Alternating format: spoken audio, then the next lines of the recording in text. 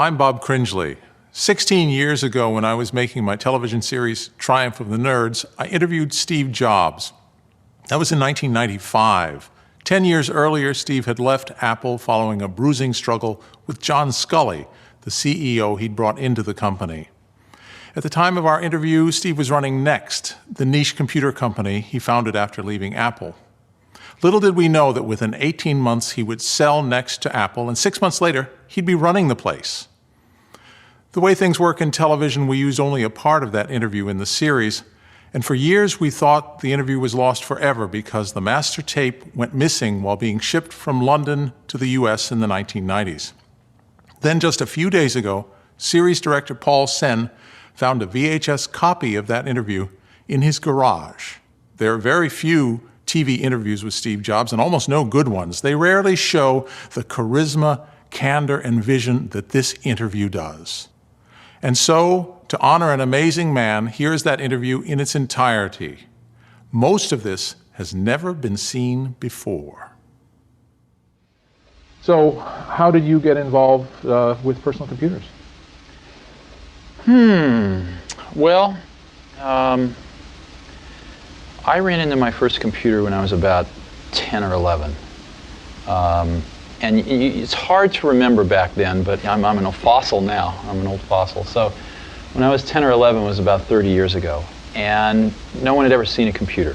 To the extent that they'd seen them in movies, and there were these big boxes with whirring, for some reason they fixated on the tape drives as being the icon of what the computer was, or flashing lights somehow.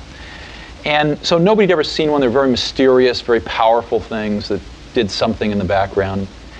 And so to see one and actually get to use one was a real privilege back then. And I got into NASA, Ames Research Center down here, and I got to use a time-sharing terminal. So I didn't actually see the computer, but I saw a time-sharing terminal. And in those days, again, it's hard to remember how primitive it was.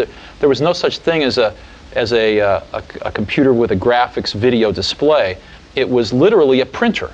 It was a teletype printer with a keyboard on it. So you would keyboard these commands in, and then you would wait for a while, and then the thing would go and it would tell you something out. But even with that, it was still remarkable, especially for a 10-year-old, that you could write a program in BASIC, let's say, or Fortran, and actually this machine would sort of take your idea and it would sort of execute your idea and give you back some results. And if they were the results that you predicted, your program really worked. It was an incredibly thrilling experience. So I became very captivated by a computer. And a computer to me was still a little mysterious because it was at the other end of this wire, and I'd never really seen the actual computer itself. And then I got tours of computers after that and saw the insides. And then I was part of this group at Hewlett-Packard. When I was 12, I called up Bill Hewlett, who lived in Hewlett-Packard at the time. And again, this dates me, but there was no such thing as an unlisted telephone number then, so I could just look in the book and look his name up. And he answered the phone, and I said, "Hi, my name's Steve Jobs. You don't know me, but I'm 12 years old, and I'm building a frequency counter, and I'd like some spare parts." And so he talked to me for about 20 minutes. I'll never forget it as long as I live. And he gave me the parts, but he also gave me a job working at Hewlett-Packard that summer. And I was 12 years old. And that really made a remarkable influence on me. Hewlett-Packard was really the only company I'd ever seen in my life at that age. And it formed my view of what a company was and how well they treated their employees. At that time, I mean, they didn't know about cholesterol back then, but at that time they used to bring a big cart full of donuts and coffee out at 10 o'clock every morning. Everybody would take a coffee and donut break, and just little things like that. It was clear that the company the company recognized that its true value was its employees. So anyway, things led to things with Hewlett-Packard, and I started going up to their Palo Alto research labs every Tuesday night with a small group of people to meet some of their researchers and stuff. And I saw the first desktop computer ever made, which was the Hewlett-Packard 9100. It was about as big as a suitcase, but it actually had a small cathode ray tube display in it. and it was completely self-contained. There was no wire going off behind the curtain somewhere. And I fell in love with it. And you could program it in BASIC and APL. And I would just, for hours, get a ride up to Hewlett-Packard and just hang around that machine and write programs for it. And so that was the early days. And I met Steve Wozniak around that time too, maybe a little earlier, when I was about 14, 15 years old. And we immediately hit it off. He was the first person I'd met that knew more about electronics than I did, and so I liked him a lot. And he was maybe 5 years older than I. He'd gone off to college and gotten kicked out for pulling pranks, and was living with his parents and going to the deans of the local junior college. So we became fast friends and started doing projects together. And we read about the story in Esquire magazine about this guy named Captain Crunch, who could supposedly make free telephone calls. You've heard about this, I'm sure. And we were captivated. How could anybody do this? And we thought it must be a hoax. And we started looking through the libraries, looking for the secret tones that would allow you to do this. And it turned out we were at Stanford Linear Accelerator Center one night, and way in the bowels of their technical library, way down at the last bookshelf, in the corner bottom rack, we found an AT&T technical journal that laid out the whole thing.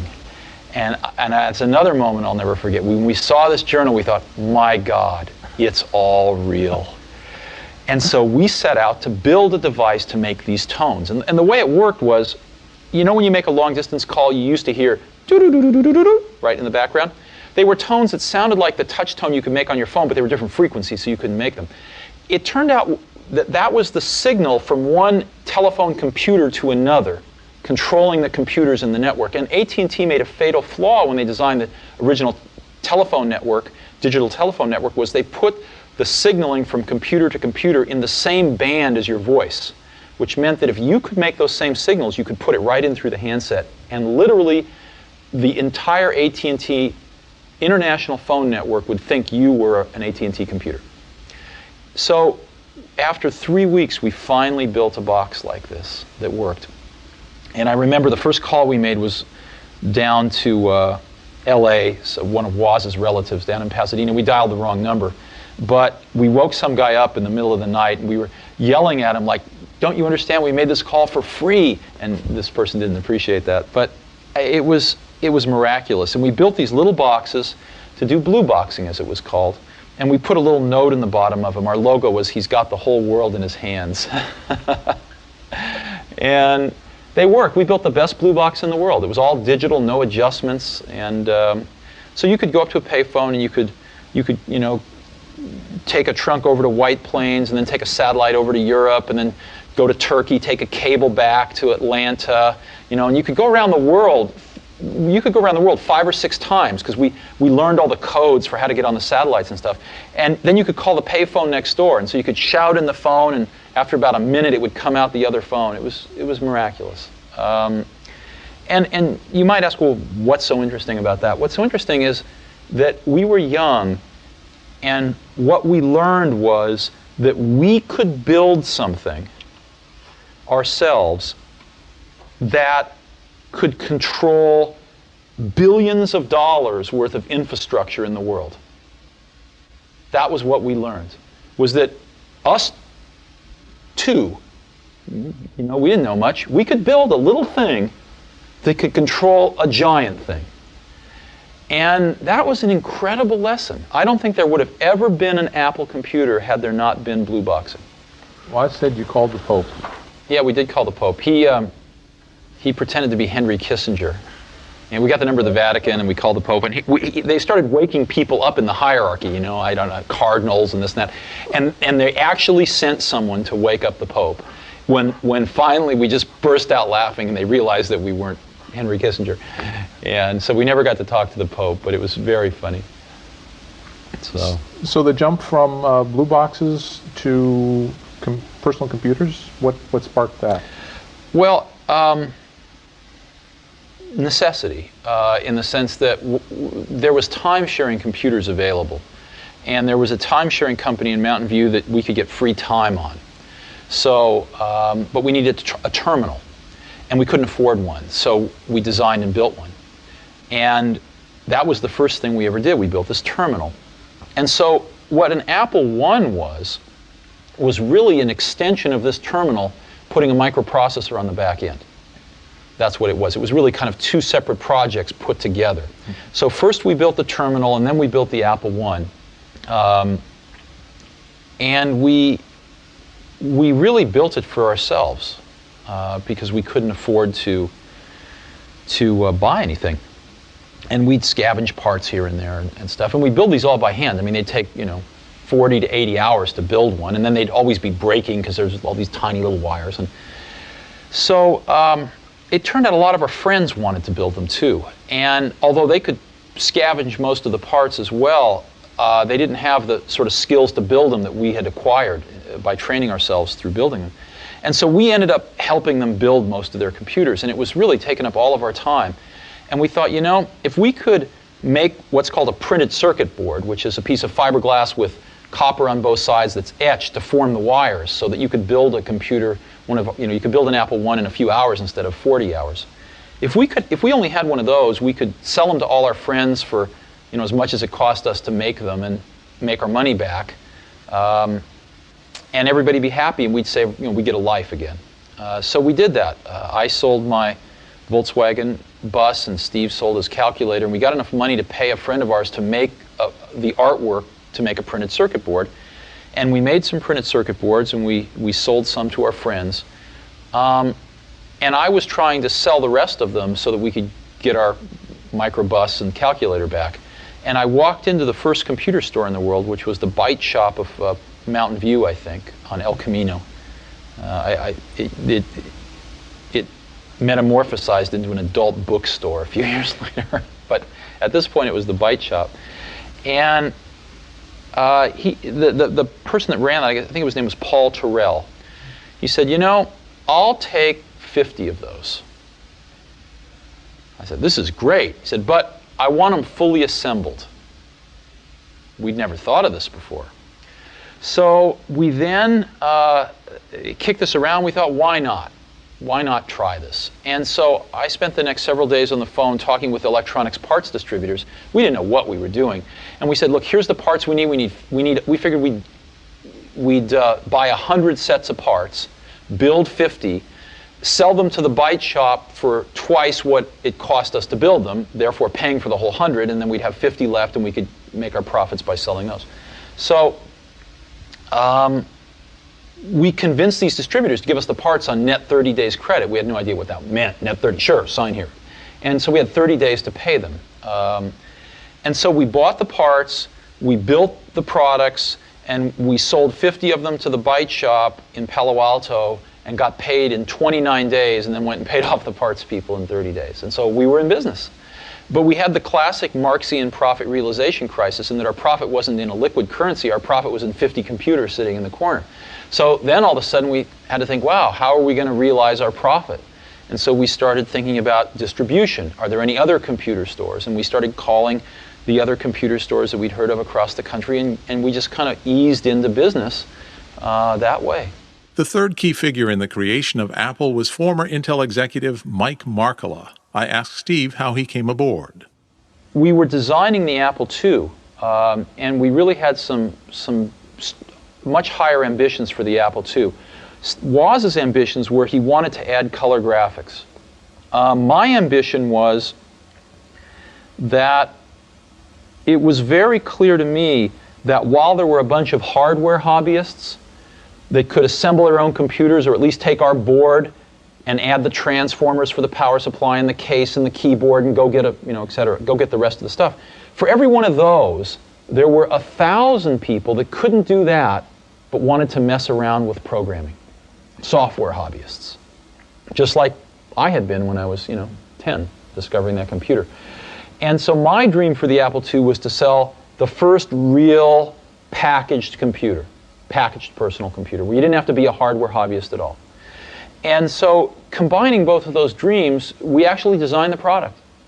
And I found a designer, and we designed the packaging and everything.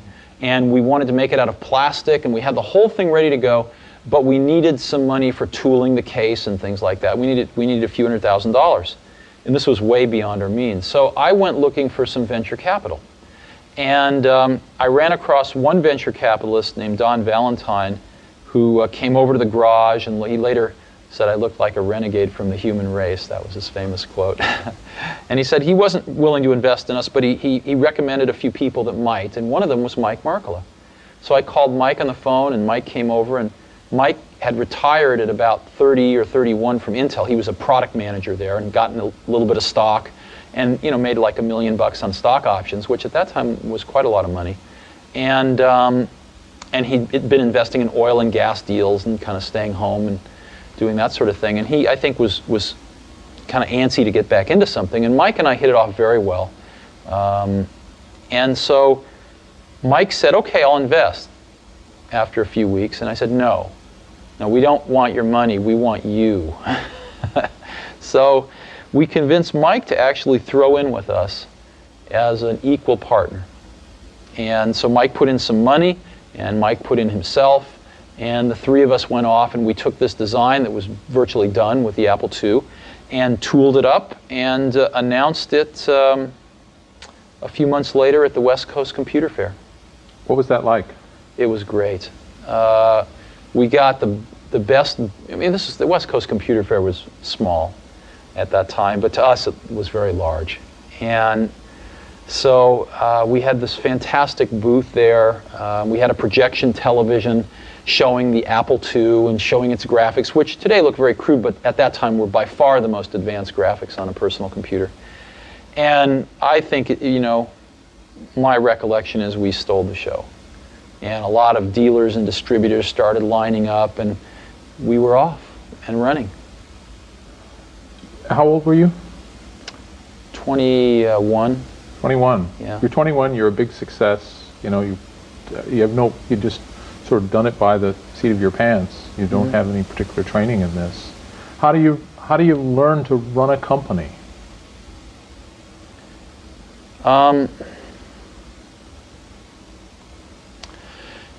Throughout the years in business, I found something, which was I'd always ask why you do things. And the answers you invariably get are, oh, that's just the way it's done. Nobody knows why they do what they do. Nobody thinks about things very deeply in business. That's what I found. I'll give you an example. When we were building our Apple I's in the garage, we knew exactly what they cost. When we got into a factory in the Apple II days, the accounting had this notion of a standard cost, where you'd kind of set a standard cost, and then at the end of a quarter you'd adjust it with a variance. And I kept asking, well, why do we do this? And the answer was, well, that's just the way it's done. And after about 6 months of digging into this, what I realized was the reason you do it is because you don't really have good enough controls to know how much it costs, so you guess, and then you fix your guess at the end of the quarter. And the reason you don't know how much it costs is because your information systems aren't good enough. So, but nobody said it that way. And so later on, when we designed this automated factory for Macintosh, we were able to get rid of a lot of these antiquated concepts and know exactly what something cost to the second. So in business, a lot of things are, I call it folklore. They're done because they were done yesterday and the day before.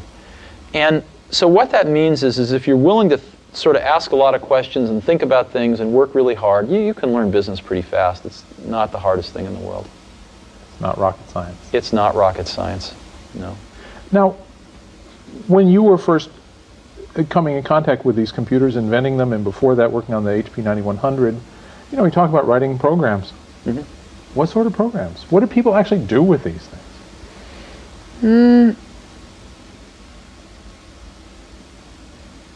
See, what we did with them, well, I'll give you a simple example. When we were designing our Blue Box, we wrote a lot of custom programs to help us design it. and to do a lot of the dog work for us in terms of calculating master frequencies with subdivisors to get other frequencies and things like that. We used the computer quite a bit to calculate, how much error we would get in the frequencies and how much could be tolerated. So we used them in our work, but much more importantly, it had nothing to do with using them for anything practical. It had to do with using them to be a mirror of your thought process, to actually learn how to think. In other words, I think the greatest value of learning I think everybody in this country should learn how to program a computer, should learn a computer language, because it teaches you how to think. It's like going to law school. I don't think anybody should be a lawyer, but I think going to law school would actually be useful because it teaches you how to think in a certain way, in the same way that computer programming teaches you in a slightly different way how to think. And so I view computer science as a liberal art. It should be something that everybody takes a year in their life. One of the courses they take is, learning how to program. Yeah, but I learned APL, which, obviously is part of the reason why I'm going through life sideways. Well, was it you look back and consider it an enriching experience that taught you to think in a different way, or not? No, not that particularly. Okay. Not other languages, perhaps more so. Yeah. But I started with APL. Uh-huh. Obviously, the Apple II was a terrific success. Yeah. Just incredibly so. And the company grew like Topsy, and eventually went public, and you guys got really rich. What's it like to get rich? It's very interesting. I was worth about over $1 million when I was 23, and over $10 million when I was 24, and over $100 million when I was 25. And it wasn't that important because I never did it for the money.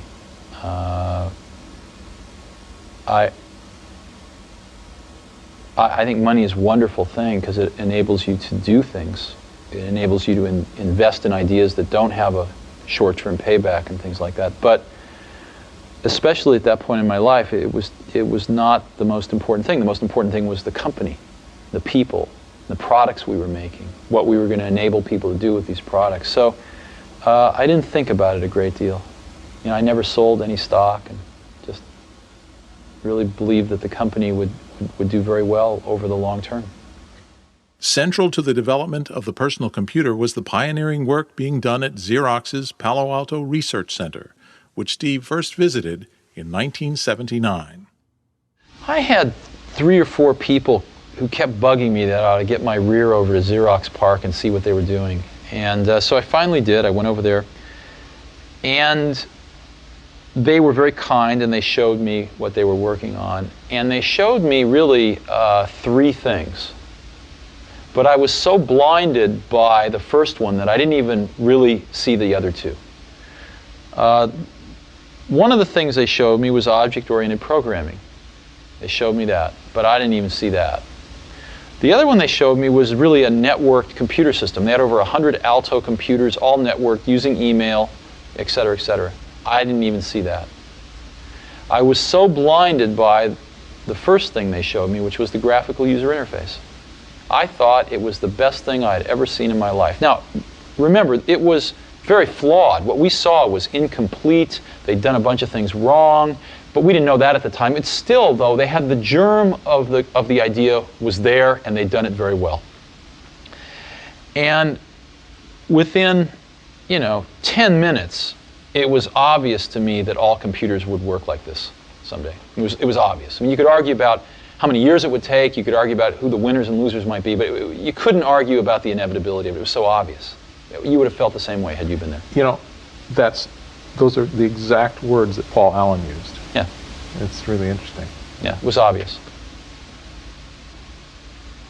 But there were two visits. You saw it, then you brought some people back with you? Yeah. And what happened the next time? They made you cool your heels for a while. No. No? Well, Adele Goldberg says otherwise. What do you mean? Well, she did the demo when the group came back, and she said that she argued against doing it for 3 hours. And they took you other places and showed you other things while she was arguing. You mean they were reluctant to show us the demo? She was. Oh, yeah. okay. Oh, I have no idea. Oh, okay. Yeah, I don't remember that. No, I thought you meant something else. So they were very skillful. Yeah. But they did show us. Yeah. So, and it's good that they showed us because the technology crashed and burned at Xerox. And they used to call the, what's that? No, I was just... Why? Yeah, why? Oh, I actually thought a lot about that, and I learned more about that with John Scully later on, and I think I understand it now pretty well. What happens is, like with John Scully, John came from PepsiCo, and they at most would change their product, once every 10 years. I mean, to them, a new product was like a new size bottle, right? So if you were a product person, you couldn't change the course of that company very much. So who influenced the success of PepsiCo? The sales and marketing people. Therefore, they were the ones that got promoted, and therefore they were the ones that ran the company. Well, for PepsiCo, that might have been okay, but it turns out the same thing can happen in technology companies that get monopolies, like, IBM and Xerox. If you were a product person at IBM or Xerox, so you make a better copy or a better computer. So what? When you have a monopoly market share, the company's not any more successful. So the people that can make the company more successful are sales and marketing people. And they end up running the companies. And the product people get driven out of the decision-making forums. And the companies forget what it means to make great products.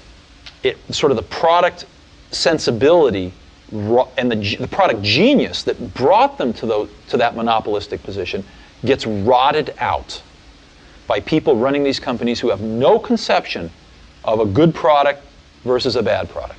They have no conception of the craftsmanship that's required to take a good idea and turn it into a good product. And they really have no feeling in their hearts, usually, about wanting to really help the customers. So that's what happened at Xerox. The people at Xerox PARC used to call the people that ran Xerox toner heads. And these toner heads would come out to Xerox PARC and they just had no clue about what they were seeing. And for our audience, toner is what? Oh, toner is what you put into a copier. Yeah, the toner that you add to an industrial copier. The black stuff. The black stuff, yeah. So basically they were copier heads that just had no clue about a computer or what it could do. And so they just grabbed defeat from the greatest victory in the computer industry. Xerox could have owned the entire computer industry today. Could have been, a company 10 times its size. Could have been IBM. Could have been the IBM of the 90s. Could have been the Microsoft of the 90s. So, but anyway, that's all ancient history. It doesn't really matter anymore. Sure. You mentioned IBM. When IBM entered the market, was that a daunting thing for you at Apple? Oh, sure. Here was Apple, a $1 billion company, and here was IBM at that time, probably about a 30-some-odd billion-dollar company entering the market. Sure it was. It was very scary. We made a very big mistake, though. IBM's first product was terrible. It was really bad. And we made a mistake of not realizing that a lot of other people had a very strong vested interest in helping IBM make it better. So if it had just been up to IBM, they would have crashed and burned. But IBM did have, I think, a genius in their approach, which was to have a lot of other people have a vested interest in their success. And that's what saved them in the end.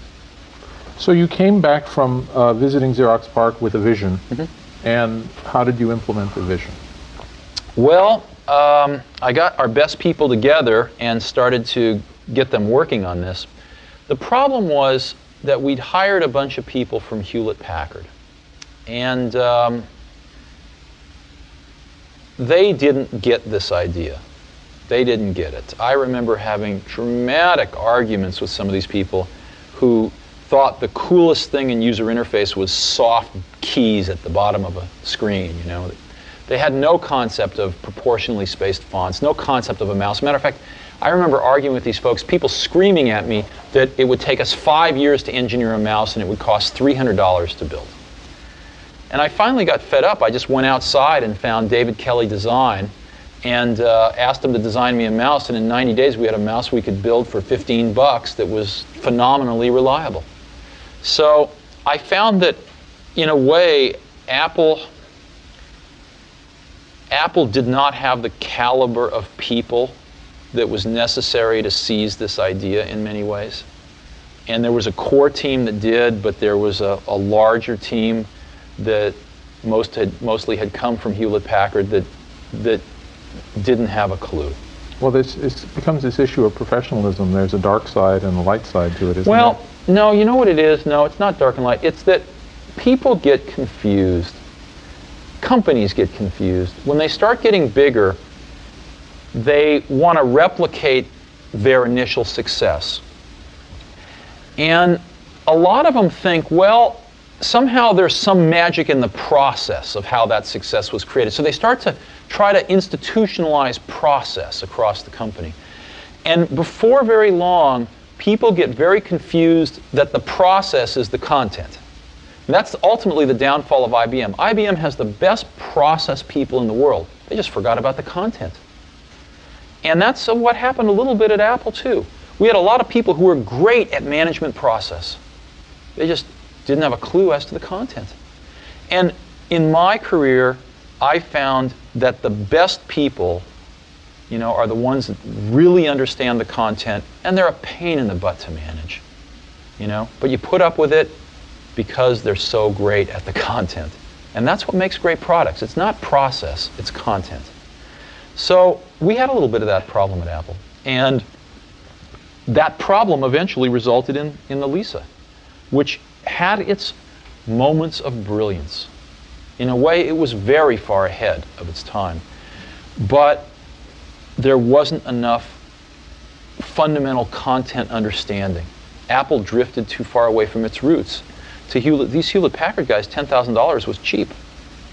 To our market, to our distribution channels, $10,000 was impossible. So we produced a product that was a complete mismatch for the culture of our company, for the image of our company, for the distribution channels of our company, for our current customers. None of them could afford a product like that. And it failed. Now you and John Couch fought for leadership of the Lisa. Absolutely, and I lost. That's correct. How did that come about? Well, I thought Lisa was in serious trouble. I thought Lisa was going off in this very bad direction, as I've just described. And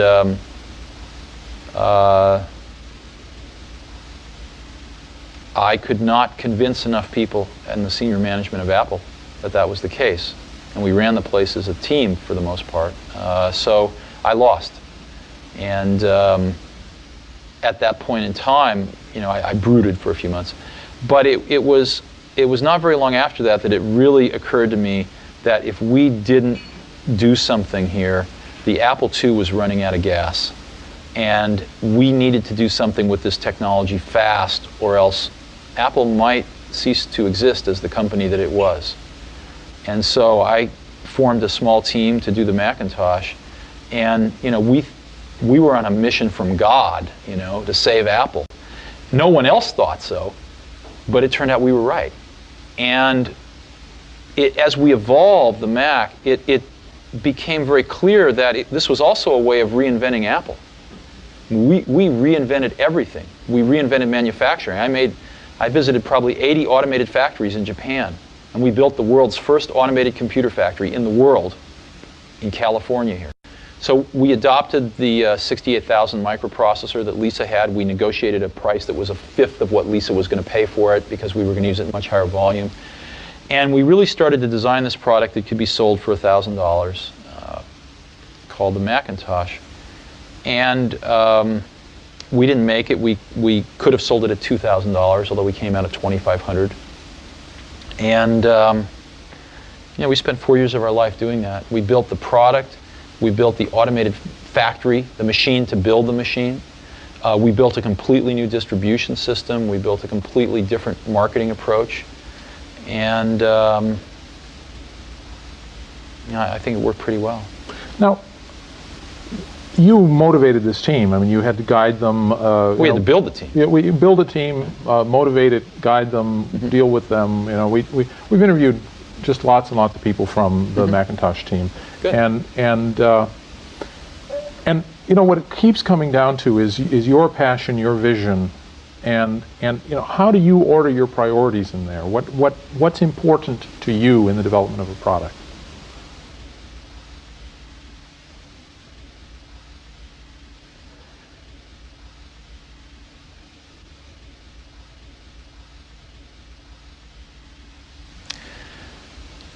You know,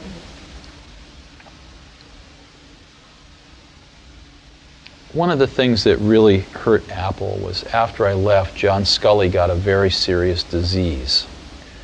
And that disease, I've seen other people get it too. It's the disease of thinking that a really great idea is 90% of the work. And that if you just tell all these other people, you know, here's this great idea, then of course they can go off and make it happen. And the problem with that is that there's just a tremendous amount of craftsmanship in between a great idea and a great product. And as you evolve that great idea, it changes and grows. It never comes out like it starts, because you learn a lot more as you get into the subtleties of it. And you also find there's tremendous trade-offs that you have to make. I mean, you know, there are just certain things you can't make electrons do. There are certain things you can't make plastic do or glass do. And as you get into, or factories do, or robots do. And as you get into all these things, designing a product is keeping 5,000 things in your brain, these concepts, and fitting them all together in kind of continuing to push to fit them together in new and different ways to get what you want. And every day you discover something new that is a new problem or a new opportunity to fit these things together a little differently. And it's that process that is the magic. And so we had a lot of great ideas when we started, but what I've always felt that a team of people doing something they really believe in is like when I was a young kid, there was a widowed man that lived up the street, and he was in his 80s. He's a little scary looking, and I got to know him a little bit. I think he might have paid me to mow his lawn or something. And one day he said, "Come on into my garage, I want to show you something." And he pulled out this dusty old rock tumbler. And it was a motor and a coffee can and a little, you know, band between them. And he said, "Come on with me." We went out to the back and we got some rocks, some regular old ugly rocks. And we put them in the can with a little bit of liquid and a little bit of grit powder. And we closed the can up, and he turned this motor on. He said, "Come back tomorrow." And his can was making a racket as the stones went around. And I came back the next day, and we opened the can, and we took out these amazingly beautiful polished rocks. The same common stones that had gone in through rubbing against each other like this, creating a little bit of friction, creating a little bit of noise, had come out these beautiful polished rocks. And that's always been, in my mind, my metaphor for a team working really hard on something they're passionate about, is that it's through the team, through that group of incredibly talented people, bumping up against each other, having arguments, having fights sometimes, making some noise, and working together, they polish each other. And they polish the ideas, and what comes out are these really beautiful stones. Yeah. So it's hard to explain, and it's certainly not the result of one person. I mean, people like symbols, so I'm the symbol of certain things, but it really was a team effort on the Mac. Now, in my life, I observed something fairly early on at Apple, which I didn't know how to explain it then, but I've thought a lot about it since. Most things in life, the dynamic range between average and the best is at most 2 to 1. Right? Like if you go to New York City and you're getting an average taxi cab driver versus the best taxi cab driver, you're probably going to get to your destination with the best taxi cab maybe 30% faster. In an automobile, what's the difference between an average and the best? Maybe, 20%. The best CD player and an average CD player, 20%. So 2 to 1 is a big, big dynamic range in most of life.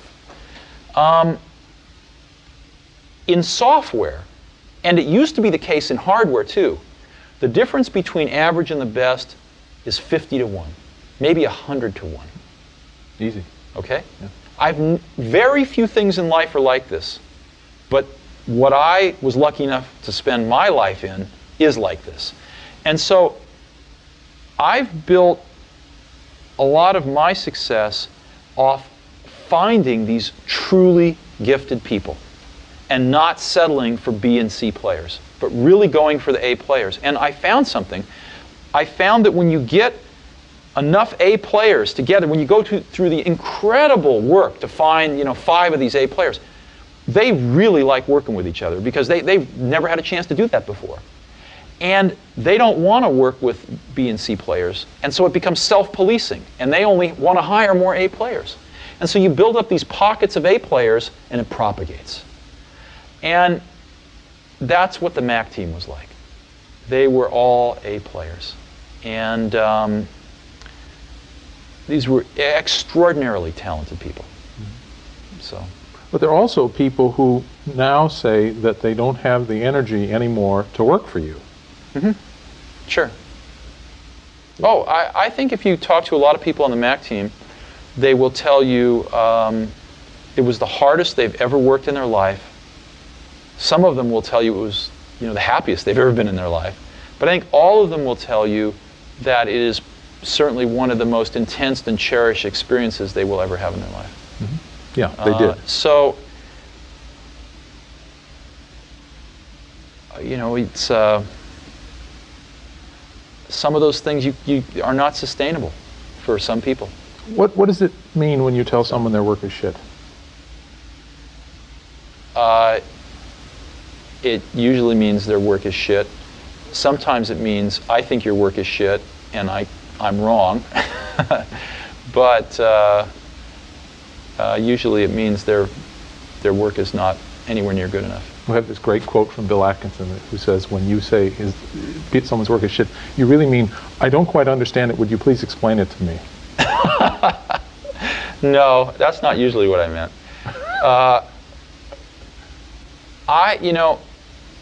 When you get really good people, they know they're really good, and you don't have to baby people's egos so much. And what really matters is the work. And everybody knows that. That's all that matters is the work. So people are being counted on to do specific pieces of the puzzle. And the most important thing I think you can do for somebody who's really good and who's really being counted on is to point out to them when their work isn't good enough. And to do it very clearly and to articulate why and to get them back on track.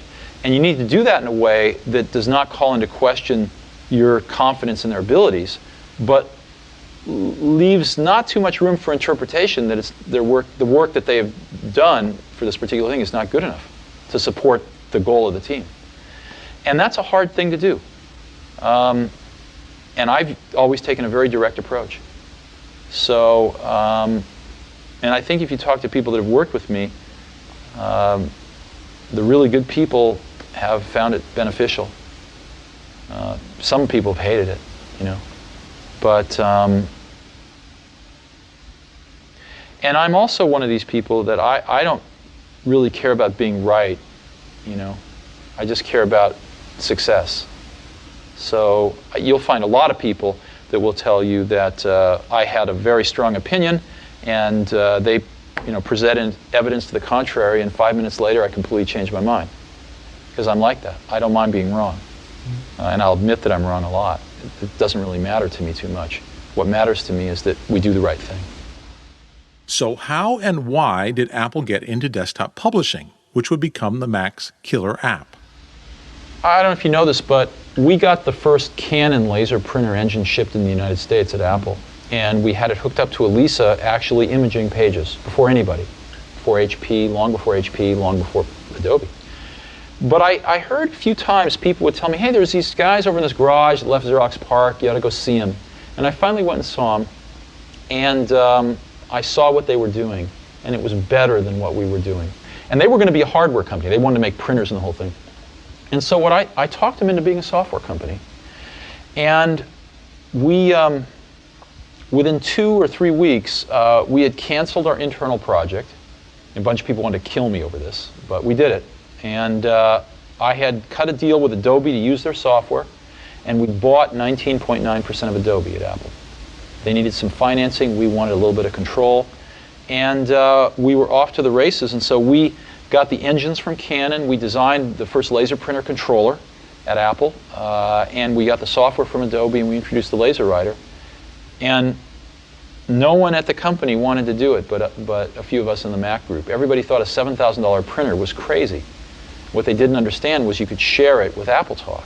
I mean, they understood it intellectually, but they didn't understand it viscerally, because the last really expensive thing we tried to sell was Lisa. So we pushed this thing through, and I had to basically do it over a few dead bodies, but we pushed this thing through, and it was the first laser printer on the market, as you know. And you know, the rest is history. When I left Apple, Apple was the largest printer company measured by revenue in the world. Wow. It lost that distinction to Hewlett-Packard about 3-4 years after I left, unfortunately. But when I left, it was the largest printer company in the world. Did you envision desktop publishing? Was that a no-brainer? You know,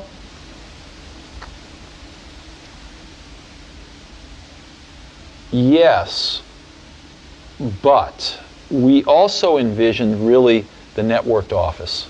Mm-hmm. And so in January of 1995, when we had our annual meeting and introduced our new products, I made probably the largest marketing blunder of my career. 1985.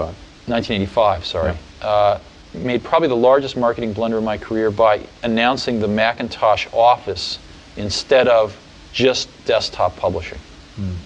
And we had desktop publishing as a major component of that, but we announced a bunch of other stuff as well, and I think we should have just focused on desktop publishing at that time. After serious disagreements with Apple's CEO John Sculley, Steve left the company in 1985. Tell us about your departure from Apple. Oh, it was very painful. I'm not even sure I want to talk about it. What can I say? I hired the wrong guy. That was Sculley? Yeah.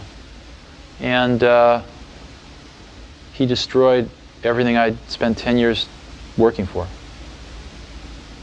Starting with me, but that wasn't the saddest part. I would have gladly left Apple if Apple would have turned out like I'd wanted it to. He basically got on a rocket ship that was about to leave the pad, and the rocket ship left the pad, and it kind of went to his head. He got confused and thought that he built the rocket ship. And then he kind of sort of changed the trajectory so that it was inevitably going to crash into the ground. Well, it was always in the pre-Macintosh days and the early Macintosh days, it was always the Steve and John show. You know, you two were kind of joined at the hip for a while there. And then something happened to split you. What was that? That's correct. What was that catalyst? What happened was that the industry went into a recession in late 1984. Sales started seriously contracting. And John didn't know what to do. He had not a clue. And there was a leadership vacuum at the top of Apple.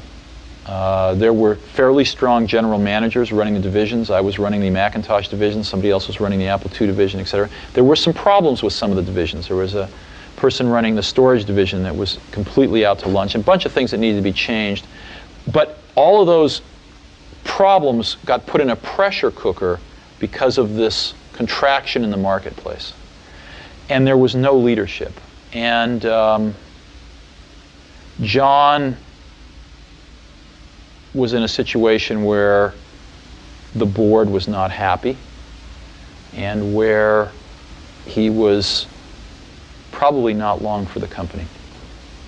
And one thing I did not ever see about John until that time was he had an incredible survival instinct. Somebody once told me this guy didn't get to be this, the president of PepsiCo without these kinds of instincts, and it was true. And John decided that a really good person to be the root of all these problems would be me, and so we came to loggerheads. And John had cultivated a very close relationship with the board, And they believed him. So that's what happened. So there were competing visions for the company. Oh, clearly. And Well, not so much competing visions for the company, because I don't think John had a vision for the company. well, I guess I'm asking, what was your vision that that lost out in this instance? It wasn't an issue of vision. It was an issue of execution, in the sense that my belief was that Apple needed much stronger leadership to sort of unite these various factions that we created with the divisions, that the Macintosh was the future of Apple, that we needed to rein back expenses dramatically in the Apple II area, that we needed to be spending very heavily in the Macintosh area, things like that. And John's vision was that he should remain the CEO of the company, and anything that would help him do that would be acceptable. So I think that Apple was in a state of paralysis in the early part of 1985, and I wasn't at that time capable, I don't think, of running the company as a whole. I was 30 years old, and I don't think I had enough experience to run a $2 billion company. Unfortunately, John didn't either. And so anyway, I was told in no uncertain terms that there was no job for me. It was really, really tragic. Siberia. Yeah, it would have been far smarter for Apple to sort of, let me work on the next. I volunteered. I said, why don't I start a research division? And, give me a few $1 million a year, and I'll go hire some really great people, and we'll do the next great thing. And I was told there was no opportunity to do that. Oh, wow. So, and my office was taken away. It was. I'll get real emotional if we keep talking about this. So anyway, but that's irrelevant. I'm just one person, and the company was a lot more people than me. So that's not the important part. The important part was the values of Apple, over the next several years were systematically destroyed. I then asked Steve for his thoughts on the state of Apple. Remember, this was 1995, a year before he would go back to Apple. Remember, too, that when Apple bought Next a year after this interview, Steve immediately sold the Apple stock he received as part of the sale. Apple's dying today. Apple's dying a very painful death. It's on a glide slope to die. And the reason is because, when I walked out the door at Apple, we had a 10-year lead on everybody else in the industry. Macintosh was 10 years ahead. We watched Microsoft take 10 years to catch up with it. Well, the reason that they could catch up with it was because Apple stood still. The Macintosh that's shipping today is 25% different than the day I left.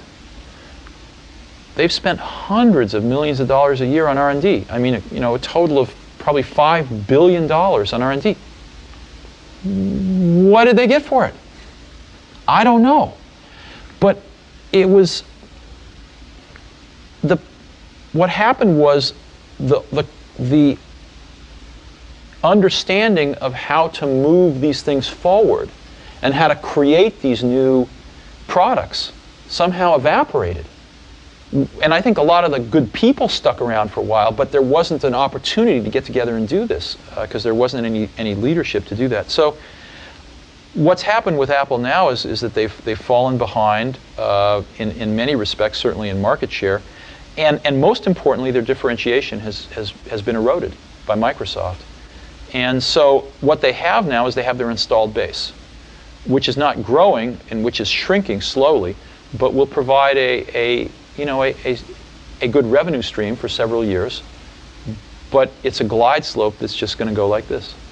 Yeah. So it's unfortunate. And I don't really think it's reversible at this point in time. Neither do I. What about Microsoft? That's the juggernaut now, right? And it's it's a kind of a Ford LTD going into the future. It's definitely not a Cadillac. It's not a BMW. It's just what's going on there? How did those guys do that? Well, Microsoft's orbit was made possible by a Saturn V booster called IBM. And I know Bill would get upset with me for saying this, but of course it was true.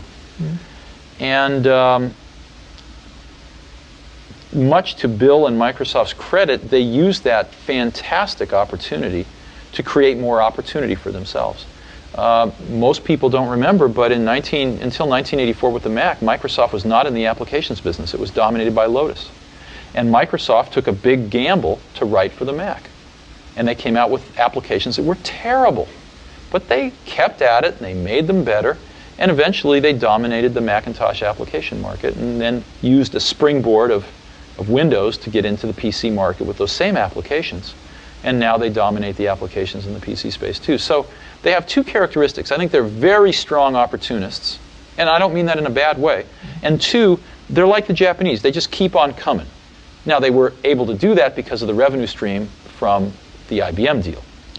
But nonetheless, they made the most of it, and I give them a lot of credit for that.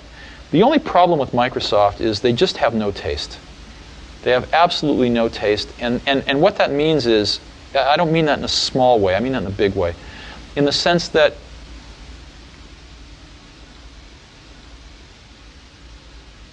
they don't think of original ideas, and they don't bring much culture into their product. And you say, well, why is that important? Well, you know, proportionally spaced fonts come from typesetting and beautiful books. That's where one gets the idea. If it weren't for the Mac, they would never have that in their products. And so I guess I am saddened, not by Microsoft's success. I have no problem with their success. They've earned their success for the most part. I have a problem with the fact that they just make really third-rate products. Their products have no spirit to them. Their products have no sort of spirit of enlightenment about them. They are very pedestrian. And the sad part is that most customers don't have a lot of that spirit either. But the way that we're going to ratchet up our species is to take the best and to spread it around to everybody so that everybody grows up with better things and starts to understand the subtlety of these better things. And Microsoft's just, you know, it's McDonald's. So that's what saddens me. Not that Microsoft has won, but that Microsoft's products don't display more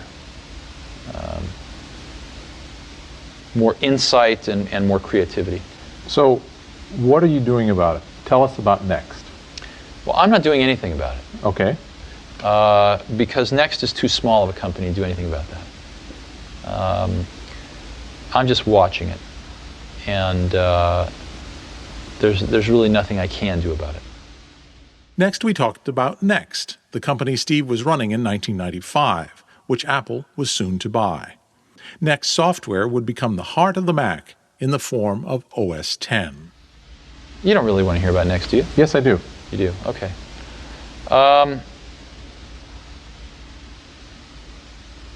Well, maybe the best thing, since we don't have much time, is I can just tell you what Next is today, rather than the whole history.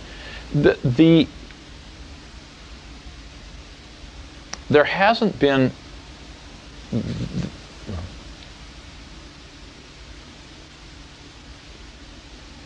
clearly the innovation in the computer industry is happening in software right now. And there hasn't been a revolution in how we create software in a long, sorry. The innovation in the industry is in software, and there hasn't ever been a real revolution in how we created software, certainly not in the last 20 years. As a matter of fact, it's gotten worse.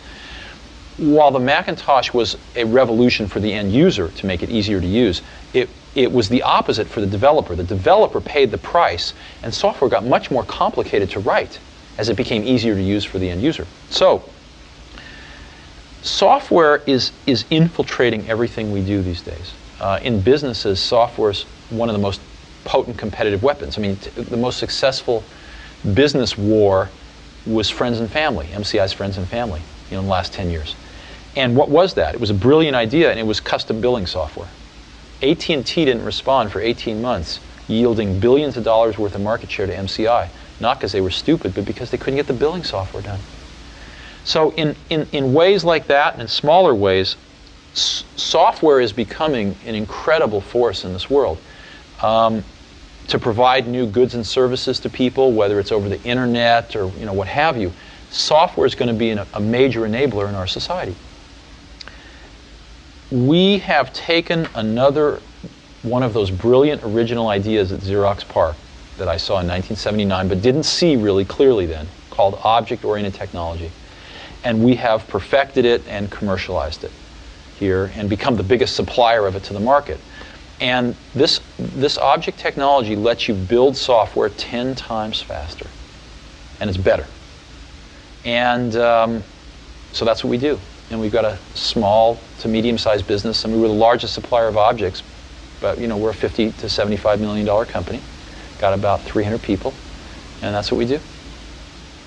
And the end of the third show, actually, is the one moment where we do look into the future, because Channel 4 has asked us to do that. Sure. And so what's your vision of, 10 years from now with this technology that you're developing? Well, I think the internet and the web, there are two exciting things happening in software and in computing today. I think one is objects, but the other one is the web. The web is incredibly exciting because it is the fulfillment of a lot of our dreams that the computer would ultimately not be primarily a device for computation, but metamorphosize into a device for communication. And with the web, that's finally happening. And secondly, it's exciting because Microsoft doesn't own it, and therefore there's a tremendous amount of innovation happening. So I think that the web is going to be profound in what it does to our society. As you know, about 15% of the goods and services in the US are sold via catalogs or over the television. All that's going to go on the web and more. Billions and billions, soon tens of billions of dollars worth of goods and services are going to be sold on the web. If you could, a way to think about it is the ultimate direct-to-customer distribution channel. Another way to think about it is the smallest company in the world can look as large as the largest company in the world on the web.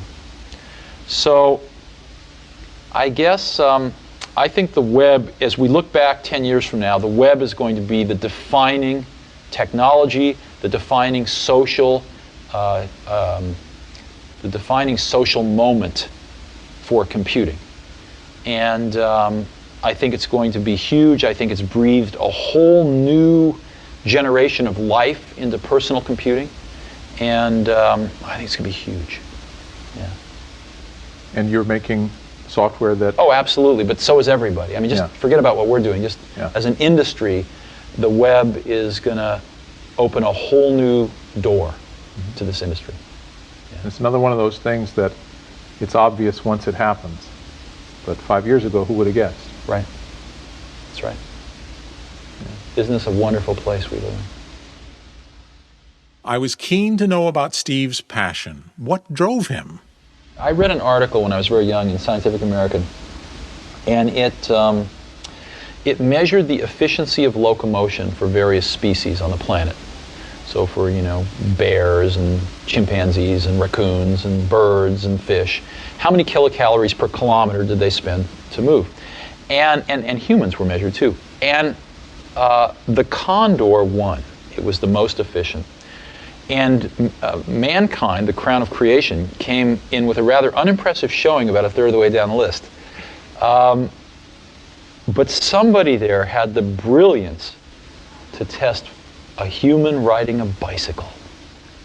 Blew away the condor, all the way off the charts. And I remember this really had an impact on me. I really remember this, that humans are tool builders, and we build tools that can dramatically amplify our innate human abilities. And to me, we actually ran an ad like this very early at Apple, that the personal computer was the bicycle of the mind. And I believe that with every bone in my body, that of all the inventions of humans, the computer is going to rank near, if not at the top, as history unfolds and we look back. And it is the most awesome tool that we have ever invented. And I feel incredibly lucky to be at exactly the right place in Silicon Valley, at exactly the right time historically, where this invention has taken form. And as you know, when you set a vector off in space, if you can change its direction a little bit at the beginning, it's dramatic when it gets a few miles out in space. I feel we are still really at the beginning of that vector. And if we can nudge it in the right directions, it will be a much better thing as it progresses on. And I look, I think we've had a chance to do that a few times. And it brings, I think, all of us associated with it tremendous satisfaction. But how do you know what's the right direction?